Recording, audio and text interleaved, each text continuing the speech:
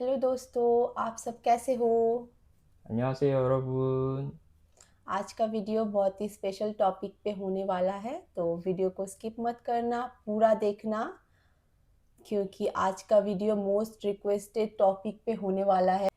जब से मैं सोशल मीडिया में आई हूँ, आप लोगों के मन में ये जिज्ञासा हुई है कि मैं कोरियन बॉय से कैसे मिली, आप लोगों की लव स्टोरी कैसे शुरू हुई, क्या आप कोरिया में गए थे, क्या आप कोरिया में स्टडी करने गए थे, और क्या ये इंडिया में काम करने आए थे और ये इंडिया में स्टडी के लिए आए थे। तो आज मैं सब आपके सब सवालों के जवाब दूंगी।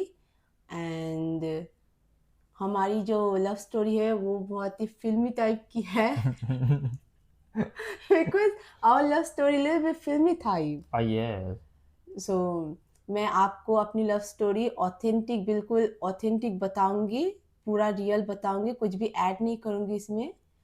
आप बने रहिए हमारे साथ।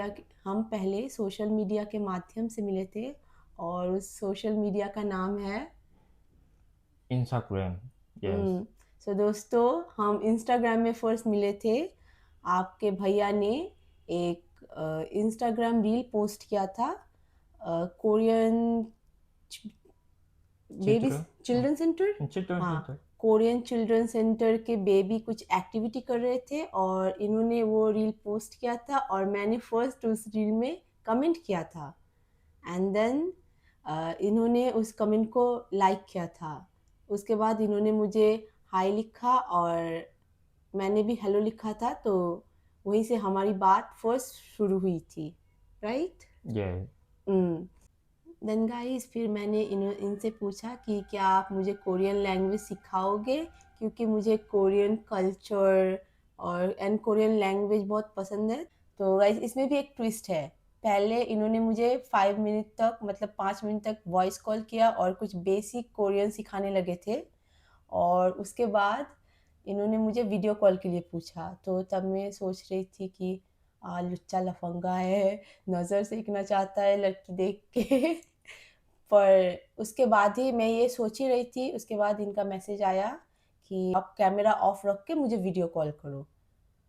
तब मैंने इनको पहला वीडियो कॉल किया था, और वीडियो कॉल में मैंने पहली बार देखा एक नोटबुक, एक टेबल और दो दो गोरे गोरे हाथ। You know, when I first time video call you, Mm. that time there have one table, Mm. one book, Mm. and only your two hands. Yes. फिर दोस्तों ऐसे ही ये मुझे बेसिक कोरियन लैंग्वेज सिखाने लगे। रोज़ दोपहर को 3 से 4 बजे के बीच ये मुझे वीडियो कॉल करते थे, और ये मुझे रोज़ होमवर्क भी देते थे, और अगले दिन ये मुझसे वो होमवर्क पूछते भी थे। ये मुझे इंग्लिश में कुछ बोलते थे और मुझे उसका जवाब कोरियन लैंग्वेज में देना पड़ता था। At the time you every day give me homework, Ah, yes. And every day you ask me also that homework. Yes. And the time, I every day so many reading. This is mean this mean this. Mm. Mm. Because I wondering, you really want to study Korean language? I want to check that. That's why it is something Mm. test. सच बोलूँ तो दोस्तों, मुझे उस समय Korean language सीखना बहुत ही मुश्किल लग रहा था, क्योंकि ये एक नया लैंग्वेज है। और ये मुझे रोज़ सिखाते थे और मुझे रोज़ पूछते थे। अगर मैं कुछ गलत जवाब दे देती थी तो ये गुस्सा भी हो जाते थे। If I say you some wrong answer, that time you're angry. You did not proper homework. Today do that. Ah, yes. You're very serious about your teaching that Ah, time. yes. Because, it's something teaching to other people that I need to really be serious. That's Mm, why. Mm. mm. तो दोस्तों ऐसे ही हाँ, ये मुझे सिखाने लगे रोज़। कभी कभी अगर मैं बिज़ी होती थी तो मैं इनको मैसेज में बोल देती थी दैट आज मैं बिज़ी हूँ, आज मैं कोरियन नहीं सीख पाऊँगी। और अगर कभी कभी ये बिज़ी होते थे तो ये भी मुझे मैसेज कर देते थे कि आज मैं बिज़ी हूँ, आज मैं तुमको कोरियन नहीं सिखा पाऊँगा।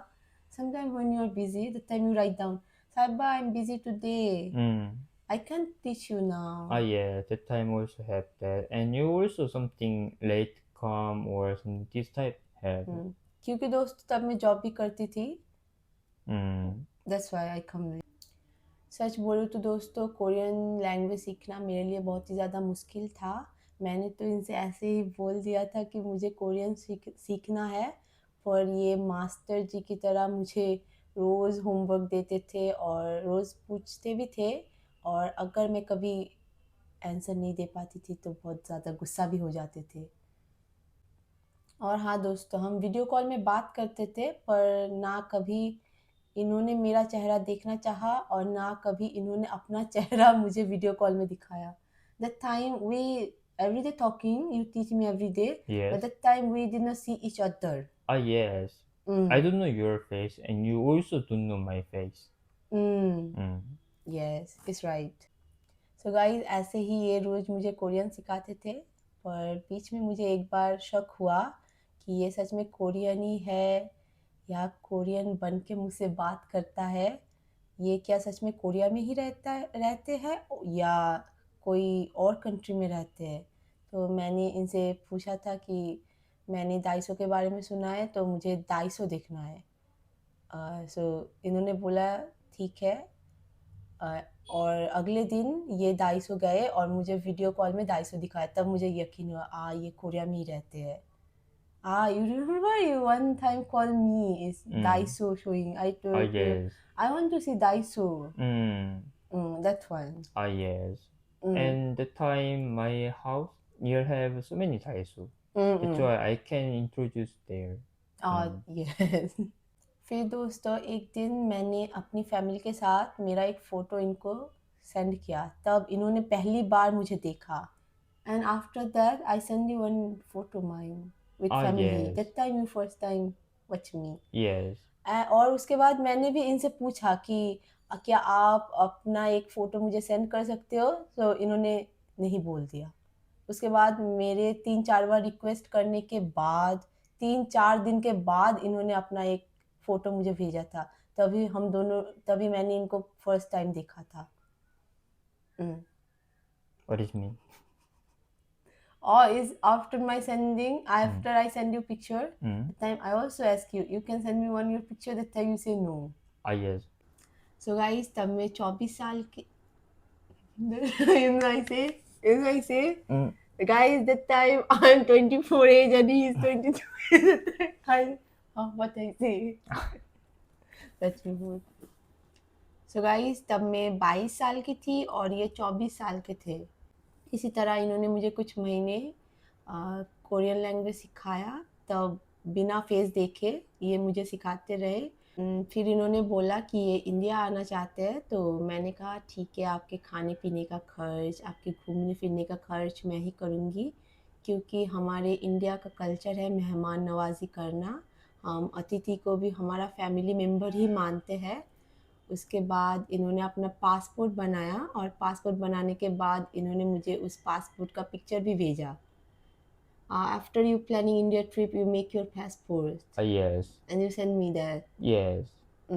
फिर पासपोर्ट की पिक्चर भेजने के बाद कुछ दिन बाद इन्होंने वीज़ा लगाया और ये इंडिया आ गए। सितंबर 2024 को ये फर्स्ट टाइम इंडिया आए थे, Ah, yes. राइट? Yes. दोस्तों इनके इंडिया आने से पहले मैंने अपनी मम्मी को बोला था कि ये एक कोरियन लड़का है, मुझे कोरियन सिखाता है, मेरा बहुत ही अच्छा दोस्त है और ये इंडिया आना चाहते चाहते घूमने के लिए। फिर मम्मी पापा ने बोला ठीक है, वो हमारा मेहमान है, हम इंडिया के अच्छे अच्छे जगह उनको घुमाएंगे, ताकि इंडिया के प्रति वो अच्छी मेमोरीज लेके अपने घर वापस जाए। Before you coming, I say to my parents Mm. that I have a friend and Mm. he want to come to India. Mm. So my parents are okay. तो गाइस अभी आपके भैया चले गए क्योंकि उनको हिंदी समझ नहीं आ रही थी और वो थोड़ा बोर फील कर रहे थे।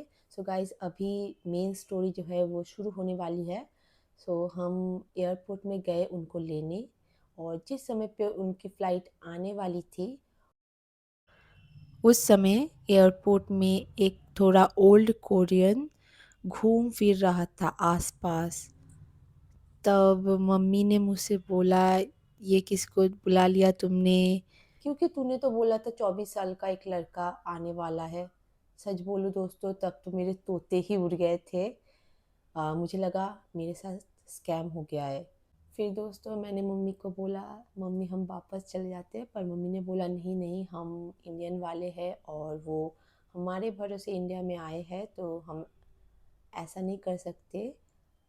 फिर दोस्तों मैंने उनको व्हाट्सएप में कॉल किया और मैं दूर से देख रही थी कि ये ओल्ड कोरियन मेरा फ़ोन उठाएगा, पर फ़ोन की दूसरी तरफ से हेलो तो आई, पर वो कोल्ड कोरियन नहीं था।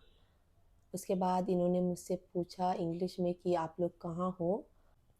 फिर दोस्तों मेरी जान में जान आई कि आ, मेरे साथ स्कैम नहीं हुआ है। फिर मैं उनसे फ़र्स्ट टाइम सामना सामनी मिली। उन्होंने मुझसे सर झुका के बोला अन्योंहासेयो, और मेरी मम्मी से भी उन्होंने बोला अन्योंहासेयो।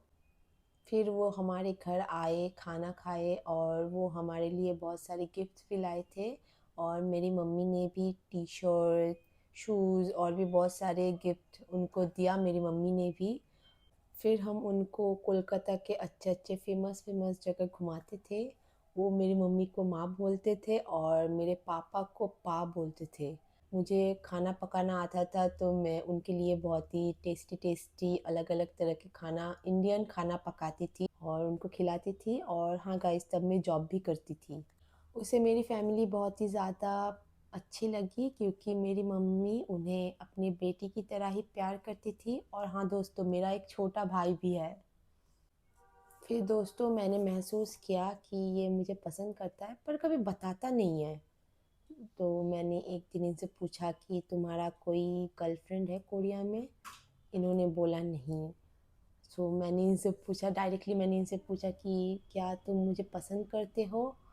और इन्होंने बोला हाँ, मैं आपको पसंद करता हूँ। फिर मैंने इनको बोला अगर आप मुझे पसंद करते हो तो मुझे कमिटमेंट चाहिए, क्योंकि मैं रिलेशनशिप में तभी जाना चाहूँगी जब सामने वाला मुझसे शादी का कमिटमेंट भी करे। नहीं तो मुझे बेकार वाले रिलेशनशिप में नहीं जाना जो 1-2 साल के बाद ब्रेकअप हो जाए। मैं उसी से प्यार करूँगी जो मुझे शादी का कमिटमेंट भी दे, क्योंकि मुझे सिर्फ गर्लफ्रेंड बन के ही नहीं रहना, और नहीं तो मुझे रिलेशनशिप में जाना ही नहीं है। फिर उसने बोला कि अभी तो मेरी उम्र 24 साल की है, जब मैं 27 साल का होऊंगा तो तभी मैं शादी करूंगा। वैसे कोरिया के लड़के जब 30 साल के होते हैं तब शादी करते हैं, या शादी के बारे में तब सोचते हैं। फिर दोस्तों उसने मुझे प्रॉमिस किया कि मैं जब भी शादी करूंगा तुमसे ही करूंगा। फिर दोस्तों वो कोरिया वापस चला गया, और कोरिया जाने के बाद वो मुझे रोज़ वीडियो कॉल करता था और अपनी डेली रूटीन मुझे बताता था कि आज मैंने ये किया ये किया ये किया, और हम तब फेस टू फेस रोज़ बात करते थे दोस्त। फिर दोस्तों ऐसे ही चलता रहा। फिर दोस्तों उन्होंने मुझे एक दिन बोला कि मैं आपके मम्मी पापा से बात करना चाहता हूँ शादी के बारे में। उसके बाद दोस्तों वो इंडिया दोबारा आए और मेरे मम्मी पापा से बात की हमारी शादी के बारे में। उन्होंने मेरे मम्मी पापा को बोला कि हम एक दूसरे को प्यार करते हैं और मैं साहिबा से शादी करना चाहता हूँ। फिर दोस्तों मेरी मम्मी ने उनसे बहुत ही ज़्यादा हार्ड सवाल पूछे। मेरी मम्मी ने पूछा कि हमारी बेटी शादी के बाद इतनी दूर चली जाएगी, क्या तुम उसको खुश रख पाओगे? क्योंकि दोस्तों मेरी मम्मी की मन नहीं थी इतनी दूर मेरी शादी देने की। मेरी मम्मी चाहती थी कि मेरी शादी इंडिया में ही हो। फिर दोस्तों इन्होंने मेरी मम्मी को बहुत ही प्यार से कन्विंस किया कि आप मुझ पे भरोसा रखो।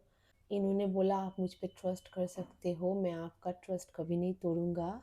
गाइस मेरी मम्मी को इंग्लिश समझ आती है, पर ज़्यादा बोलनी नहीं आती, तो मैं इन दोनों के बीच ट्रांसलेटर का काम करती हूँ दोस्तों। फिर मम्मी पापा ने देखा ये एक दूसरे से बहुत प्यार करते हैं और लड़का भी ठीक है, तो हमारा एक स्मॉल इंगेजमेंट सेरेमनी कर दिया। मुझे नहीं पता कि उन्होंने अपने मम्मी पापा को कैसे मनाया। मैंने 2-3 बार वीडियो कॉल में उनके मम्मी पापा से बात किया। अभी तक उनके मम्मी पापा इंडिया में नहीं आए हैं, क्योंकि उनके मम्मी की थोड़ी तबीयत में प्रॉब्लम चल रही है।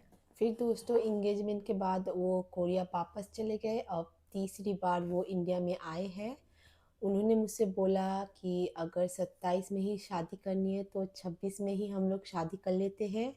और दोस्तों हमारी बहुत ही जल्द शादी है, इसीलिए वो इंडिया में अब आए हैं। शादी में हमारे इन-लॉज़ के भी आने की बात चल रही है। दोस्तों, मैंने अपने मन में पहले ही सोच रखा था कि जब मेरी शादी पक्की होगी तभी मैं अपनी लव स्टोरी आप लोगों के साथ शेयर करूँगी, क्योंकि ऐसी लव स्टोरी बताने का क्या ही मतलब जिसकी मंज़िल शादी ना हो। सो गाइस, मैं कुछ एडवाइस देना चाहती हूँ। अगर आप ऑनलाइन किसी से प्यार कर रहे हो तो आप उसको अच्छी तरह से देख लेना कि वो जो बोल रहा है वो सच बोल रहा है कि नहीं, वो उस देश का है या नहीं, वो उस देश में रहते हैं या नहीं। क्योंकि दोस्तों आजकल बहुत सारे फ्रॉड लड़के लड़कियों को झूठ बोल के फंसाते भी हैं। तो आप लोग अगर किसी से प्यार करो तो उनके बारे में अच्छे से जान लो।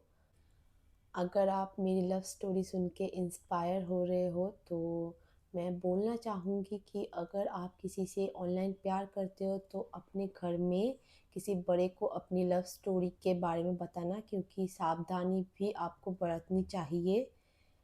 आप लोग जानते हो आजकल ऑनलाइन में बहुत फेक पीपल भी है, क्योंकि दोस्तों सभी लोग अच्छे भी नहीं होते और सभी लोग बुरे भी नहीं होते। तो अगर आप किसी रिलेशनशिप में जा रहे हो, ऑनलाइन रिलेशनशिप में, तो बहुत ही ज़्यादा सोच समझ के जाना, ये मेरी थोड़ी एडवाइस है आपके लिए। क्योंकि बहुत सारी लड़कियां मुझे डीएम में बोलती है कि मेरे इस देश के लड़के के साथ प्यार चल रहा है, उस देश के लड़के के साथ प्यार चल रहा है। तो मैं यही बोलना चाहूँगी कि आप सोच समझ के आगे बढ़ना, कि कोई ताकि कोई आप पे चीट ना कर सके।